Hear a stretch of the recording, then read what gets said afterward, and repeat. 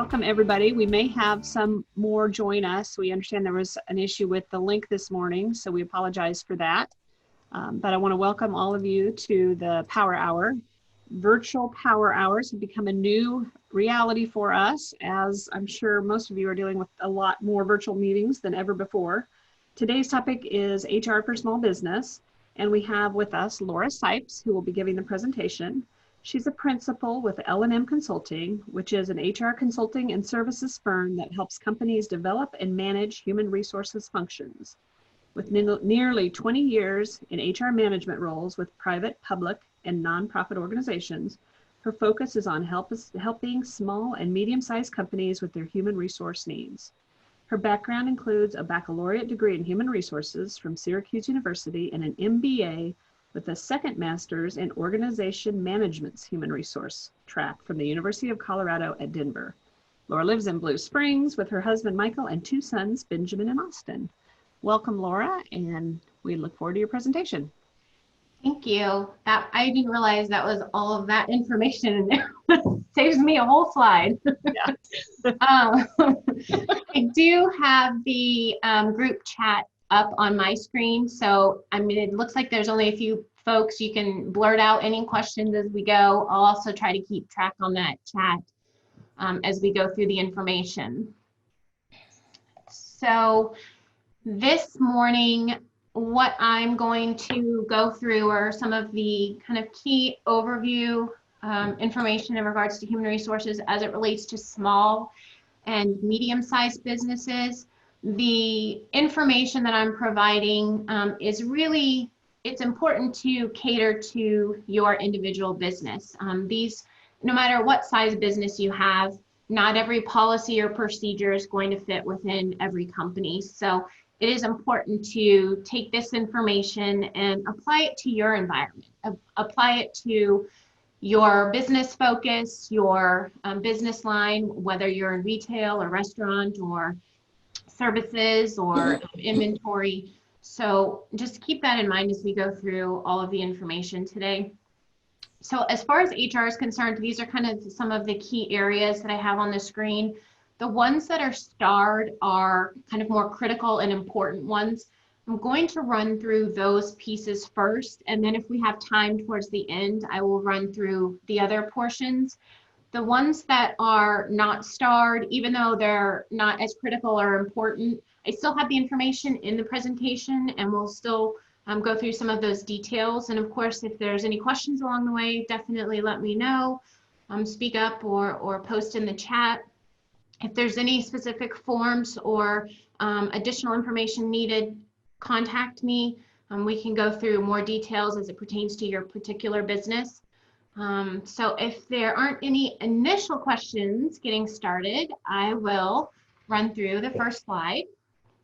Again, an HR budget is something that is important but not critical for every business.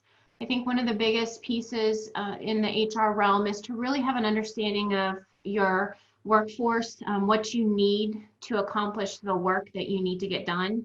And then what your focus is how do you get those employees and how do you keep those employees? So we're going to talk more about compensation and benefits and some other key areas. But if you have just kind of a ballpark figure in the budget arena of what you need, what some of the costs associated with compensation, benefits, tax liabilities, training needs, anything along those lines, it just helps you from a financial perspective prepare and ensure that you have the right number of staff and the right quality of staff for the work that you need to accomplish. So as far as tax requirements are concerned, Christy, did you have a question, or I saw your thing pop up. As far as tax requirements are concerned, these are some of the key highlights of what you need from a business perspective when you have employees. You obviously need your employer identification number, and you have state tax obligations, income tax, all of the employer taxes that we talk about through the payroll side of the house, which we'll talk about in a few minutes, and then any other kinds of taxes that pertain to your specific business line. Again, it's important to lay this information out, review it on an annual basis, and make sure that you're prepared to perform the work that you need. and that you have the employees and can take care of those employees and pay all the associated tasks related to those employees on a W-2 basis. As far as business insurance regulations are concerned, this is really important.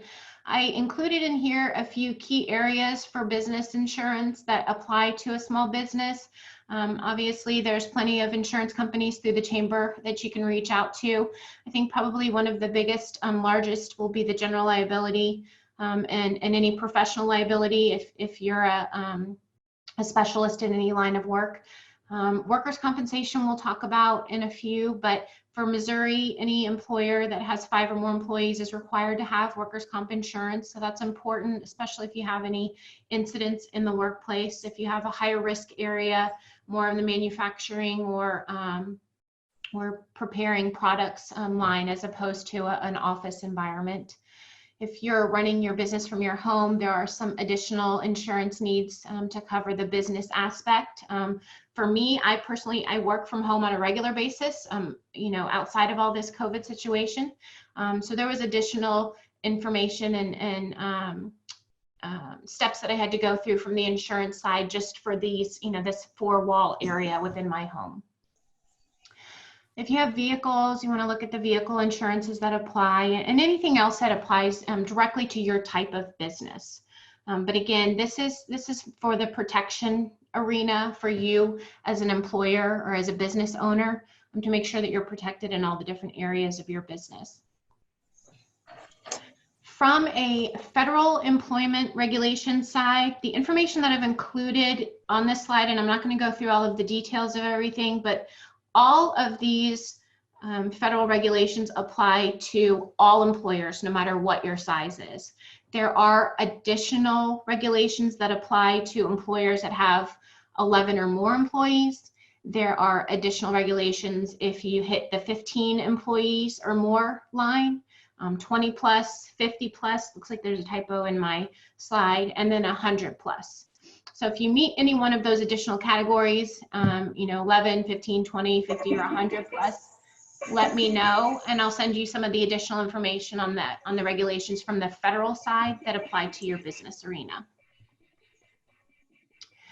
As far as Missouri is concerned, there are a few key areas that we'll discuss on the next slide, but in general, Missouri is an at-will state, which means that either side can make a decision to end the employment relationship at any time for any reason. The only caveat to that is that the reason for separation cannot be discriminatory in nature. There is a bunch of Missouri wrongful termination sections that apply, like we said, just discrimination, breach of contract.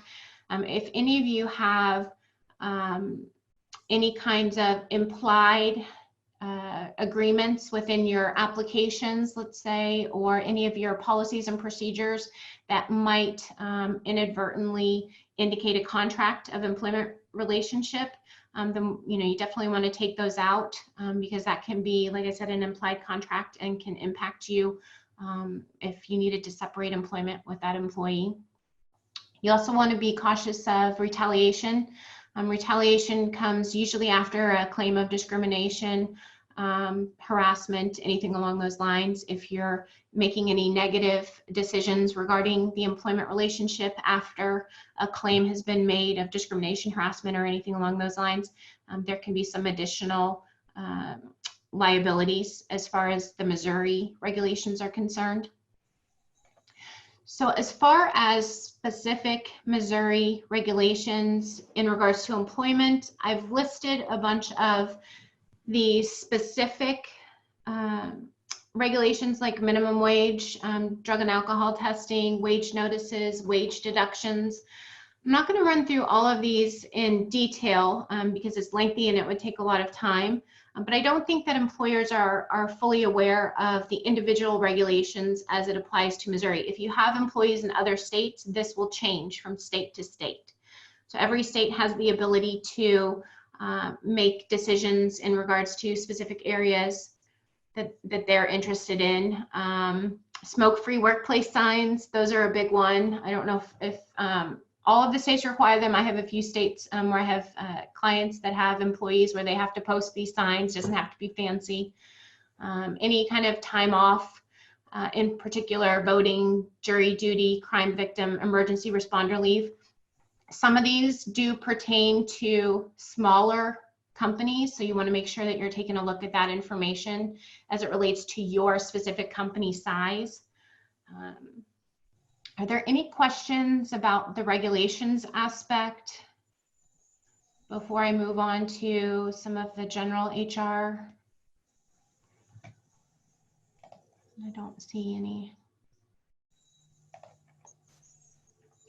So as far as the recruitment process is concerned, it's not necessarily critical or key that you have a full defined recruitment process when you're a small business, but you need to have kind of a general progression of the recruitment steps that you take, whether it's creating a job description or just creating a job posting, how you're going to locate candidates for the position, if there's going to be internal or sourcing through contacts, or if you're going to post it out on the World Wide Web to everybody.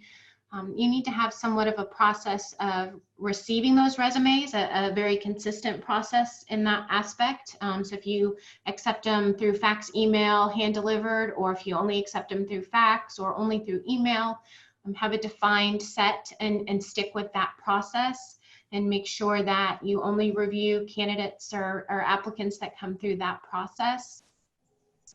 You need to have a defined resume review process once you receive those resumes. This is more from a consistency standpoint and from a non-discrimination standpoint. Not to say that you look at two resumes and they look very similar and you choose one over the other. There might be one line on a resume that causes you to make that decision. But just to generally have a process where you're reviewing the resume, you're determining what your key attributes need to be for the position. So whether it's customer service oriented, if it's a technical background, whatever the case is, making sure that you review those resumes on a consistent basis for anything that's received, and then making those interview selections based on the criteria that's most key or that you're looking for in that position. I always recommend that employers, no matter what the size is that they have an interview form that they use for a consistent interviewing process. It doesn't have to be huge or tedious. It can be a one-page form. It can have 5 main questions that you ask. In any discussion, it's going to move around based on the responses that you receive. But from a standpoint of the non-discrimination or proving that you had a systematic approach for this process, having those key interview questions really help, and making sure that those interview questions are appropriate. I do have a list of appropriate versus not appropriate questions to ask in an interview. I'm happy to share. But making sure that you decide that before you go into the interviewing process, so that you have a very consistent interview process that you run through, again, to help kind of show that you're not discriminating in that process. And once you go through all of those steps and any pre-employment testing, you're obviously making that final decision, and you're making an offer, and you're moving somebody into the onboarding and orientation process. This one I have as flagged as kind of critical and important, because I want to make sure that employers know all of the key onboarding requirements that you need to have. Any of the initial first day reporting requirements need to be reviewed with the candidate, making sure that they come in at the right time, at the right place, in the right manner, making sure that you have all the critical payroll paperwork. We'll talk about that more in a few slides, or it looks like on the next slide. If you have any company policies or procedures, if you have a handbook, anything that they need to sign off on that states that they have an understanding of what the expectation is in the workplace, you're going to have them sign off on all of those. All employers are required to post the federal employment posters, whether you post that physically in a break room or you do that virtually through a virtual break room through an HRIS system. The federal posters that are required generally stay the same. Once or twice a year, they may update, and you can sign up for an alert to have that information emailed to you if they do have an update, so that you stay compliant. And then on the state side, there's also state required posters, and those are specific to the state regulations that employees need to know. Again, you can post this in your workplace, or you can post this in a virtual break room through an HRIS system, an onboarding system, depending on what you use for your company. All of the information that you're gathering from employees through the payroll process and any other additional forms that you have the employee filled out is what you're going to use for the payroll entry and timesheet entry process. Reviewing any benefits information that you are providing as a company, whether it's company sponsored or voluntary benefits. And then obviously if you need to have any kind of access to the site or to systems within the employment arena, whether they're on your site or at a different site or working from home. And then generally from an orientation standpoint, companies need to run through what their company expectations are, any specifics in regards to their policies and procedures, whether it's company-wide or it's department-specific or it's job-specific. We always want to make sure that new hires have a point of contact for follow-up questions. There's a lot of information that new employees have when they walk into the workplace on a first day, and they need to have somebody that they can go to if they have any questions for any of that information that they've received or for any follow-up. And then after an employee starts, I always recommend that employers check in with them periodically to see how things are going. Also to evaluate the onboarding process and make sure that they're getting all the information that they need. There's a lot of employers out there that don't have a systematic approach, and employees are left to just learn on the fly. It makes for a better working relationship and a retention effort if you can provide them as much information up front. It also helps if they decide after the first week on the job that this isn't the right position for them. It helps get them off the job before you spend too much time in that process, in the initial training process. Any questions in regards to the onboarding orientation side? No. Okay. As far as payroll is concerned, I included in this slide the overview of all of the critical forms that are related to payroll. Everybody should have an I-9 processed with supporting documentation. You're not required to keep the supporting documentation on file if you don't keep it for everybody, but if you keep it for one person, then you need to keep the supporting documentation for everybody else. And it's important from an I-9 perspective that you keep the I-9, and if you decide to keep supporting documentation, separate from the employee file. So if you have a binder, or if you're performing it through an HRIS system, that'll keep everything separate. But the key requirement is that you keep I-9 information separate from the rest of your files. As far as withholding information, federal and state level withholdings, if you allow for direct deposit with a voided check is always easier and faster than having to wait for a pre-note for direct deposit. But one of the key things for small businesses is to check to see if they allow for multiple accounts. A lot of employees want to have multiple accounts, information or earnings placed into different accounts. So you decide that at the beginning and be consistent with employees. Obviously, in this current situation, we always want to make sure that we have employee contact information and emergency contact information. This is critical for all employers to have in case they need to track down employees for one reason or another. And then going through that payroll setup process, whether it's a manual process or if you're using a payroll system or if you're outsourcing, making sure that you have all of the information required so that that process is very fluid and quick, so you're not spending a whole lot of time with the setup.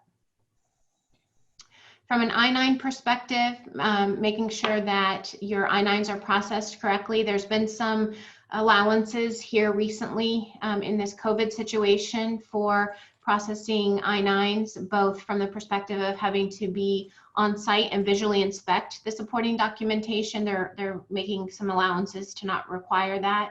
And then also in the types of documents and the expiration dates that are required on some documents, they're making some allowances in this current process. Normally though, you have to follow the I-9 policies and procedures to a T. And then depending on your employment status, if you're required due to contracts, whether it's state contracts or federal contracts, to perform E-Verify, you want to make sure that you go through that process within those first 3 days. I-9 must be completed within the first 3 days of employment. E-Verify has to be completed within that time frame as well. The rest of the payroll information on the slide is in regards to setup and making sure that all of your processes are done before their first payroll. The last thing you want is for an employee to miss their first paycheck because of delays in the process. Because of this, I always recommend that employers ensure that the start dates that they identify for employees line up with the payrolls so that you have enough time within that 3-day time period to make sure everything is all set up and ready to go before you have to process payroll for hours that would be included for that new employee. The second part of payroll is more along the lines of the accounting process, and I won't go through all of that. I think I saw that there were a few accounting companies that were included in the presentation today. But for other businesses that don't outsource accounting, that handle it in-house, these are some of the requirements that you have in regards to the withholdings, quarterly payments, garnishments, things like that.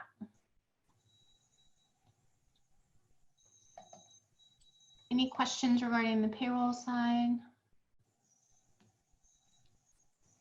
No. In regards to employee relations, I'm going to run through a few set of slides that pertain to helping to make sure that the work environment is a great work environment. These slides, these are not necessarily key components from the HR perspective, but you always want to make sure that you have some kind of a system for assessing employees. Again, based on the time, it looks like we have enough time this morning. Performance management, making sure that you're setting goals for your employees and defining what those goals need to be, whether it's company specific, department specific, job specific. Running through a needs assessment for training to see if there's any additional information that those employees need to perform their job appropriately or however you expect them to perform it. And then setting up a schedule for evaluating, whether it's a monthly, quarterly, semi-annually, or annual evaluation. These don't have to be long, drawn-out processes. They can be one-page evaluation forms. I have a few templates I can provide if anybody's interested. These just have to be kind of a general overview of how is this employee performing? What are the areas where we need to see some improvements? What do we need to provide to the employee to help them improve? And then make sure that they get that training, whether it's in-house training, seminars, webinars, however it is that they need to get that training.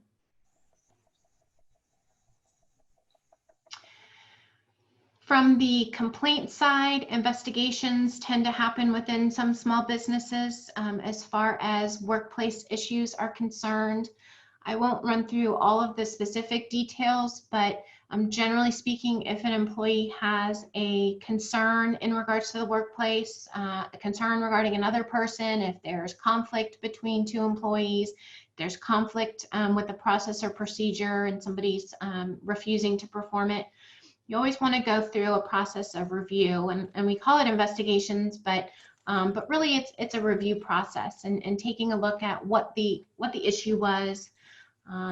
First and foremost, do we need to separate employees? Is there a safety concern? Do we need to remove one or two employees from the workplace if we're talking about fist fights in the workplace, or any other kinds of threats, whether it's verbal or nonverbal cues, gestures, things like that.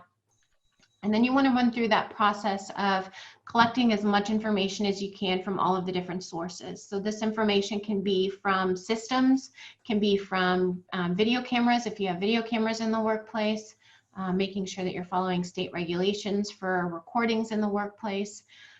Any other information, interviews, witness statements, witnesses. Keep in mind, witnesses don't always have to be people who visually saw what was going on. It can be somebody off to the side that overheard portions of what was going on. So making sure that you speak with those employees and try to find out what the situation was, as much information as you possibly can.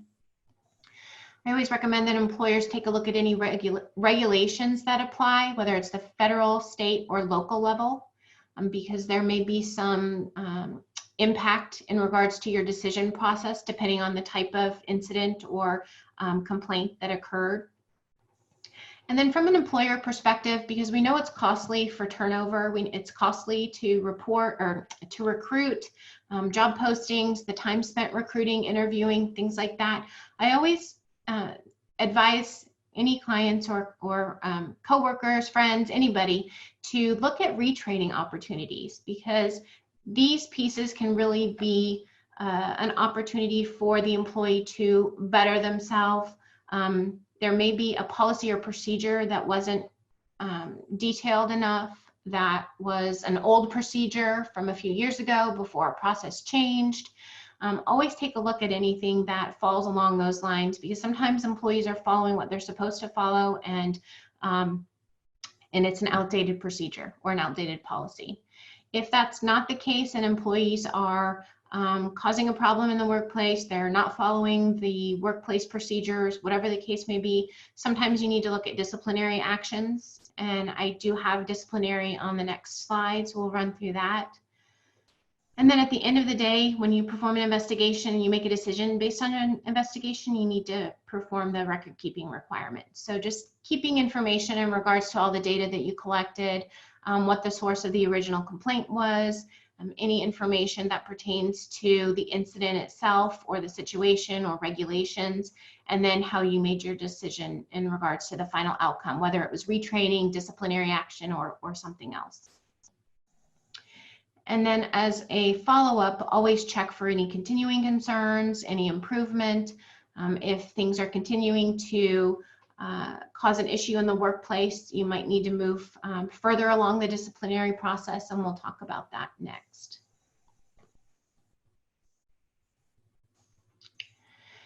So as far as disciplinary is concerned, it's really important even for small businesses, and I would say especially for small businesses, to have a documented process for the disciplinary steps. It's important not only for identifying any issues in the workplace, but it also is your basis for making termination decisions if you have to get to that point. I always want to make sure that employers are in the best place possible if they have to defend the decisions that they make. So running through that same investigation process, you can run through that through the disciplinary process. I also want to point out that in a lot of companies, if you have to make continual disciplinary issues or decisions or termination decisions, that you keep track of all of that information, because you want to have that historical information. If you terminate somebody for very similar reasons 2 years ago and you don't terminate them now and you just give them a final warning, what is the difference? The reason why we want to have that documented is because the EEOC oversees all complaints in regards to discrimination, harassment, and retaliation based on any of the protected classes, and you can see the protected classes on this slide.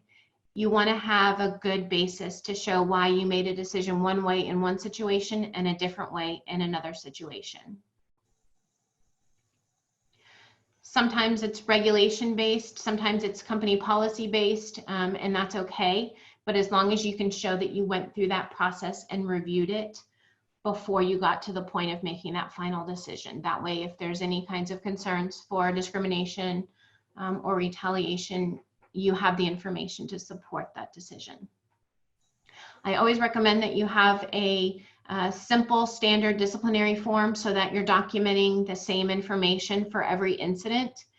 It can be very simple in the sense that it has the employee's information on there. It has the description of what the incident was, the information that you discovered during your review of that process, and what policy or procedure it violated as far as the company is concerned. And then any steps that you needed to take as far as suspension, whether it's unpaid or paid suspension, depending on what the situation is. And then any follow-up that you needed to perform, any retraining that you performed, anything that you provided to the employee to show that you're reminding them of what the expectation is. And then if they choose down the line to not follow that reminder, then you have what you need to take additional steps.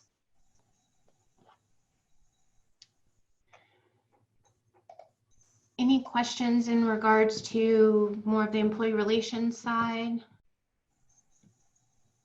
You know, I do have one question. When you are disciplining or reviewing a disciplinary investigation with a employee, and you clearly identified the steps that need to be taken for them to improve, and do they sign that form in acknowledgement of the things that they need to do to improve? Yes, so the disciplinary form itself, anything that you've identified is wrong and what they need to do, whether it's retraining or anything that they need to do on their own or what you're going to provide to them, their acknowledgement is receipt of that information. And then if they choose not to do what they're supposed to do, you have it on paper that you inform them of what the expectation is. And then if they don't follow the expectation, then you have what you need to take the next step in that process, whether that's another disciplinary action, whether it includes a suspension, or unfortunately, if it ends up in a termination at some point down the line. Okay, so the basic forms that I would review with a staff member would have a signature. I would make sure that there was a signature line at the bottom for them to sign and acknowledge. Yeah, and they are just acknowledging that they had the conversation with you and that you informed them of the information. Employees can refuse to sign. Yes. And you can write on there with your handwriting, refuse to sign, and then initial it.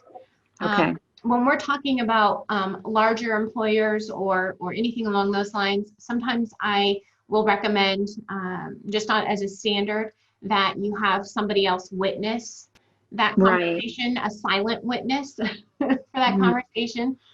For small businesses, if that's just simply there aren't enough people or appropriate people always at the employees level or above, then I'm happy to be on the phone as a witness to show that information was being provided. It helps you as an employer to show that you provided them that information. Another option that you have is to follow up with an email. So if the employee refused to sign, follow up with an email to that employee. It has a time date stamp on it, and it'll say, basically the same information that's in that disciplinary form, and let them know that on this date we sat down and talked about this, and you received the following information, whether or not they agree with it. You received the information, and this is the expectation going forward. And that's another way to kind of cover on the employer side. Great idea. Yeah. Thank you. Sure. Some employers, I'm glad that you brought that up. Some employers have gone away with disciplinary forms in general, and they only use email as their opportunity, because it does have that time date stamp, and you can get all the information out. If the employee has any concerns with the information, they have the ability to respond to that email.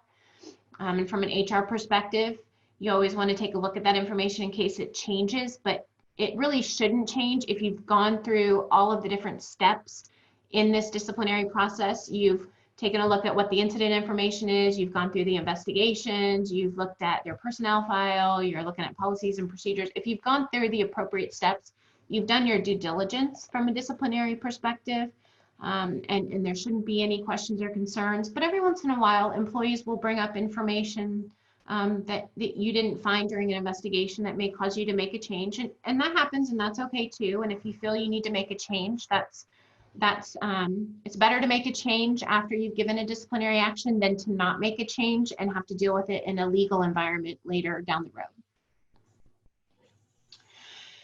I did include information on the EEOC side on this slide. I did update the information yesterday with 2019 statistics as far as total claims are concerned. There's quite a lot of claims still out there. These numbers from 2018, they went up slightly, not drastically, but they did go up slightly from 2018. But it gives you kind of a rundown of all of the types of claims that are being made under the EEOC.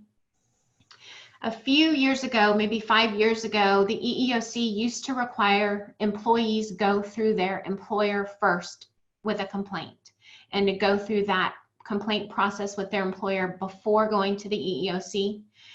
Now, within the last 5 years, and with all of the concerns regarding chain of command not handling things appropriately, the EEOC has taken away that requirement, and now the EEOC will take a first-time claim without the employee having gone to their employer for whatever reason. The employee was scared or nervous or concerned for retaliation. So there was a big surge in EEOC claims for a long period of time, but it looks like things are evening out now. There wasn't a huge drastic change from last year or from 2018. I wasn't able to find 2019 information, but the 2018 lawsuits that came out of those EEOC complaints are listed down at the bottom. Out of 217 lawsuits that the EEOC pursued based on the complaints that were provided to them, it resulted in $53 million in benefits to the claimants, and that's an average of $240,000 per lawsuit. So for a large company, it might not make a difference to them, but for a small business, that can put you out. So that's why it's really important that you follow these steps to help document what's going on, why you're making those decisions, and especially to show that it has nothing to do with any of the protected classes. Any other questions before we move on? Okay. So from a retention aspect, recruitment and retention, compensation, and then later benefits is a really key portion of the small business arena. It's hard to compete with the larger businesses. Compensation is probably the largest area. Employees across the board, nothing translates better than money or cash in their pocket. One of the key areas in compensation for small businesses that I recommend is that you always look at the market research and evaluate that when you're looking to make a hire or when you're doing an annual review of base information, base salary. It's also good to run through anything that helps tie your compensation to your business health, whether it's financial or your image, your business image, or anything else that can help motivate employees. The more you tie their increases in compensation on an annual basis to how the company is performing, usually it tends to help motivate the employee to align their focus with what you need from a business side. But again, as far as compensation is concerned, we really want to just make sure that you're in a good position to recruit new employees or replacement employees and then retain them based on what's going on in the market.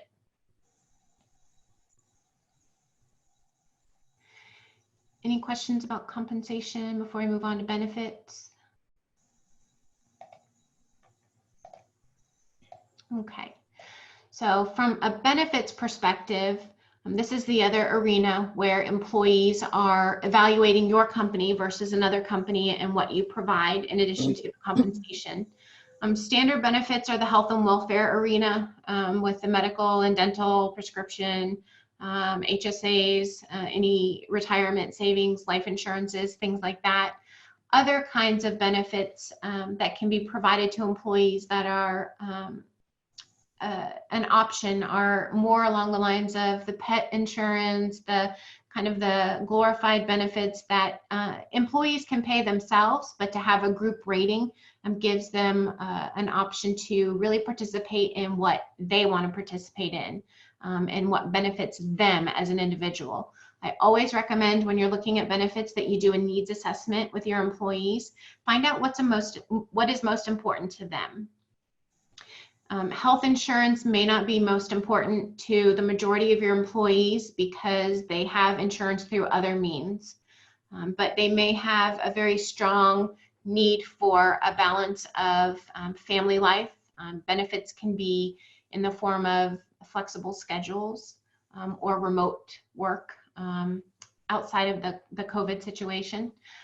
Some employees value paid time off or even unpaid time off more than they value other types of benefits. So really taking a good look at what your employees are most interested in and finding out what makes sense from a business perspective, and then finding that happy medium to help recruit new employees or replacement employees, and then also to help retain.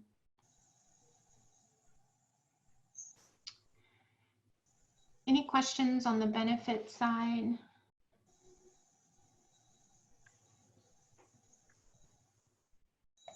Okay. Depending on the number of employees that you have, there are some leave of absence compliance requirements. Usually this is 50 or more employees, minus this COVID situation where there are some newer, smaller ones. As Trish reminded me, I did have a presentation in regards to the COVID situation and the leaves that do apply for businesses that are under 50 in this COVID time period. So you can check out the Chamber of Commerce YouTube channel for that. I'm not going to run through all of the leave of absence information because it probably doesn't apply to most of the folks here, but if there's any specific information that you would like to ask me, definitely feel free to reach out. I'm happy to help. Same thing with the DOT and CDL regulations. I don't know that anybody on the line has any drivers that are making deliveries, whether it's interstate or intrastate. But if you do, feel free to reach out to me. I'll run through all of that information with you. As far as workers' compensation is concerned, as I mentioned earlier, the requirement is that employers that have 5 or more employees, they must have workers' comp insurance. Whenever you have an incident in the workplace, I run through this checklist of things that we need to document or take care of. First and foremost, you need to make sure that you're seeking medical attention for that employee if there's an immediate life or limb threatening situation. After you seek the appropriate medical attention or help the employee seek the appropriate medical attention, then going through and seeing if there's any hazards in the workplace that need to be abated. So if it's a short-term fix, make sure that you're fixing that so that nobody else gets injured. If we're talking about a slip and fall situation or machinery that's not working properly and needs to be fixed, follow the procedures for that, and then follow up with any of the incident reporting and claims management process that you need to with your workers' comp carrier. I don't think that most of you guys have to file for OSHA every year, but if you do, make sure that you're keeping all of the appropriate records. I do have a separate presentation in regards to workers' compensation. I'm happy to share that information. It goes through kind of more of the specifics of how to document an incident, what types of information you need, what steps you need to go through, and then what you need to do as follow-up for ongoing issues, whether it's ongoing return to work situations, modified duty, whatever is specific to the different types of follow-up needed. As far as safety management is concerned, all employers are required to provide a workplace that is free from safety hazards. And we're talking about the serious hazards. Obviously, no place is going to be completely free. Somebody's going to leave a cord out. Somebody's going to leave something plugged in that shouldn't be plugged in. But you need to make sure that you're following the steps to provide a safe workplace. As far as this slide is concerned, the information is really small. It's a good overview, but just real quickly, you want to make sure that you're providing the workplace that's safe, that you have any procedures in place if you have any safety specific or high safety areas where additional information is needed. And then you want to make sure that you're providing the safety equipment and training where required under OSHA. I have linked all of the OSHA standards here regarding these key pieces. So when you receive the slides after the presentation, you'll have the links directly to those standards, the posters that are required, any additional information that you need. The biggest key point on the safety side, which relates over to the investigation side, is that OSHA has a very specific regulation in regards to the whistleblower protection.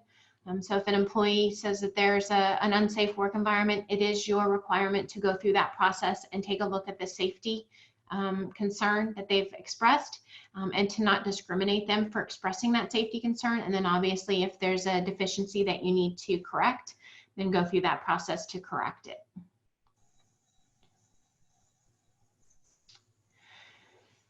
As far as safety management is concerned, these are the safety topics that generally apply in a workplace. A lot of these will probably not apply to your individual workplaces.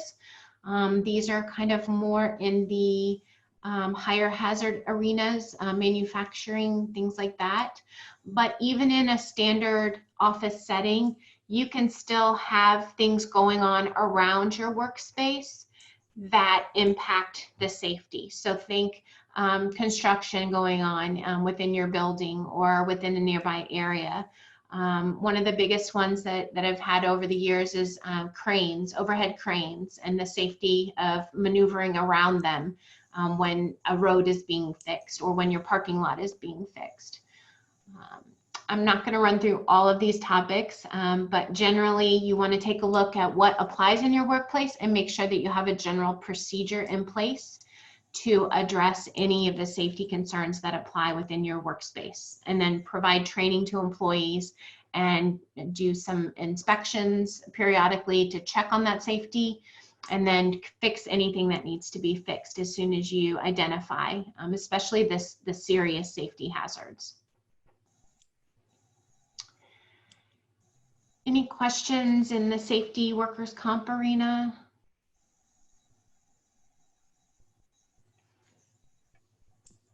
No. Okay. So as far as terminations are concerned, we talked about disciplinary actions before. We talked about investigation procedures. A termination decision is a very similar process to a complaint or incident investigation. You want to run through all of the specific information regarding what happened, what the situation was, reviewing their personnel file, see if this is an ongoing issue, whether it's performance or behavior focused. If you have any unions that are in place within your work environment, you have to run through the CBA or the collective bargaining agreement requirements for those decisions. And then I always recommend that you run through your policies and procedures, both written and unwritten. Any historical decisions that you've made, again, same line as the disciplinary side. You want to be consistent in how you handle the level of severity in regards to the incident and what the results of the investigation was. And then take a look at any of the federal and state requirements that apply in regards to it, whether it's a financial issue, a theft issue, or anything along those lines. And then making sure you're taking a look at the workplace and if there's any conflicts that are in the workplace. Sometimes people are lashing out or creating a ruckus in the workplace because they're reacting to something that somebody else did. So you want to take a good look at that information and see who all is involved in that situation, because it may not just be one person. Always, before you make a termination decision, look at the impact on the EEOC side. Not to say that you're going to make any changes in your decisions, but just to see where the potential impact may be or where a potential complaint could be filed. Wrongful termination or discrimination, harassment, retaliation. I always tell employers of any size, never terminate on the spot. You always want to make sure that you're providing a safe workplace. So if there's an incident or if the person is agitated or making any kind of threatening comments, verbal or nonverbal, anything along those lines, you as an employer can send that employee home, get them out of the workplace. Anybody else out of the workplace that is involved in that situation that might also present a safety issue, and then review all of the information before you make that termination decision. The largest impact on an employer side is to make those on-the-spot terminations, because they're generally more out of frustration or disappointment or more emotional based, and you really need to be taking away that emotion from the decision and putting it back into the logical, compliant, and consistent side of your business practice. And then once you have made that decision to terminate, you're going to keep that termination meeting short and not so sweet, but short and to the point. Making sure that you provide the employee key information. I have a list of key information that you should be providing to an employee when you separate employment. And then immediately after, or when you've sent them home from the work site, you need to make sure that you're removing all of the appropriate accesses that you need to. So if they have building access, they have key cards, if they have email access, a lot of employees these days are checking emails on their phone. So you want to cut ties with that as soon as possible. And then obviously the follow-up is to make sure that you're keeping good records of all of these decision processes.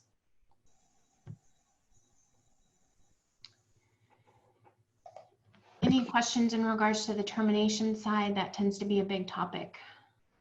You know, I do have one question in terms of once a staff member is terminated in a business, what are the stipulations in terms of that staff member being able to come back in that establishment? That is your decision as a business owner for your workplace. If you have a workplace where there is a retail side, you can't necessarily stop them from coming into the retail side of the business or like a restaurant and being a patron. But you can stop unless they're creating a ruckus on that side. But as far as the employer access areas, you can absolutely restrict them from returning. One of the key pieces that I include in a termination meeting highlights or key points to cover is that they are no longer allowed to access this facility or represent the company until further notice. And I like to keep until further notice as the guideline because at some point in time, depending on what the reason for termination was, they may come back into the workplace and you may need to make a change, or there may be, they may go to work for one of your vendors and they need to come back into the workplace to make deliveries. So sometimes those things can cause some extra complications. But I always say that if you've separated, especially if it's a bad separation, a very heated, disgruntled separation, that you let the employee know that they are not allowed to come back on your premises unless or until further notice and only by owner authorization. And then let other employees know that they're not allowed to be back on the work site. And if they do show up on the work site, you want to follow your procedures for removal. So your procedures for removal will generally be, you know, you're not allowed on this work site, please leave. If they refuse to leave, then you call local law enforcement for assistance and let the local law enforcement handle that. Thank you. Absolutely. Are there any other questions in regards to the termination side? The last slide that I have is in regards to record keeping. All of the information that we talked about today translates into documents, whether that's paper documents or if it's electronic documents. I highly recommend that if you have an HRIS system or you're able to transition to an HRIS system, even if it's a very basic level one, I highly recommend that because sometimes there's only so much physical space that we have in the workplace, and depending on the type of file, and I have a separate document for that if anybody needs that additional information, you're required to keep documents for certain periods of time, and that varies based on the type of document.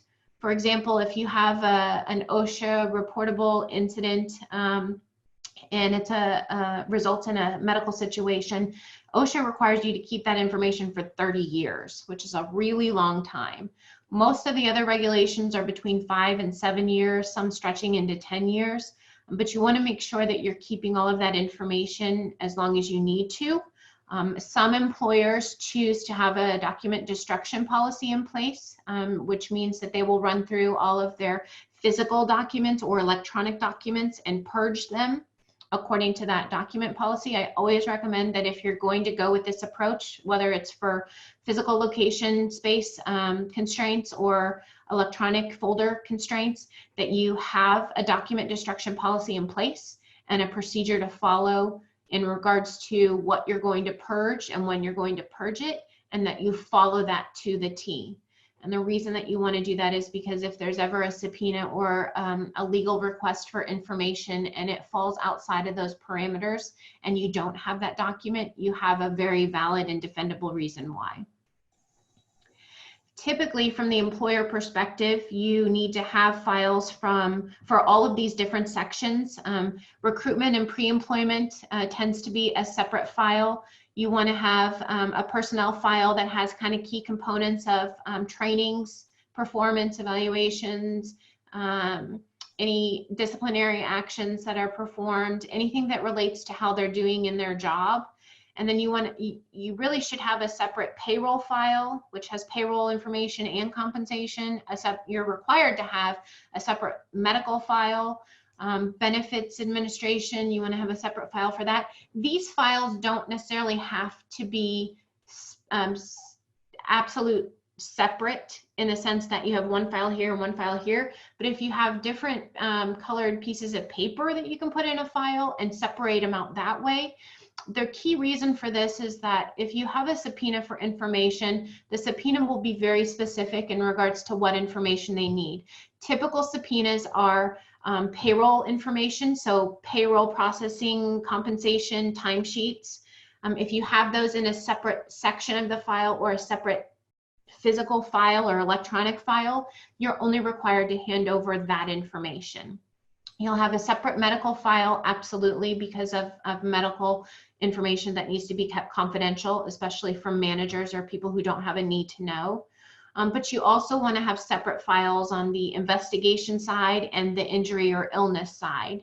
And certainly if there's any legal files also, if you have to work with a lawyer and produce information, you want to have that separate. This just helps you so that if you have a subpoena for information, you only have to hand over exactly what is required to hand over and nothing more. In the legal environment, especially if it's against you as an employer, it's really important to keep a close eye on what information you hand over. Does anybody have any questions in regards to record keeping? That tends to be a high. So when you retire a file after someone has left, yeah, do you still keep all of those records separate, or can you combine them all into one and just leave those dividers in there? If you're not able to have a separate specific file for each of these, the divider process is very easy to implement. Sure. And that is perfectly fine. You basically just take your whole folder from the active and move it into the terminated section. From a termination standpoint, typically file destruction can happen. It's termination date, 3 years from termination date. So if you have somebody who's separated and it's been at least 3 years from their termination date, whatever your document destruction policies is going to identify, whether you do that on an annual basis or you go letter of the law, their exact 3 years from their termination date.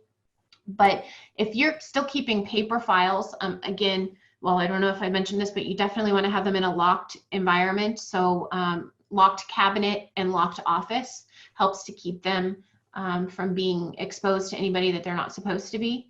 But then as far as the paper files are concerned, I recommend that you at the very least separate them out by either different colors of paper or little mini folders within a large folder. Some companies have divider folders, like 3-section dividers, so you can keep them in different ones. I wouldn't go as far as a accordion file because I think that will get really expensive, but you want to keep them separate, specifically for the reason of subpoenas and legal requests for information. Okay, thank you. Absolutely. Any other questions in regards to record keeping? Ooh, I'm 2 minutes over. Well, Laura, thank you very much for presenting this information. Employees are our greatest asset, and it's so important that we make sure we've got all of the documents that we need to have on file and do everything according to the law. So we appreciate all this information.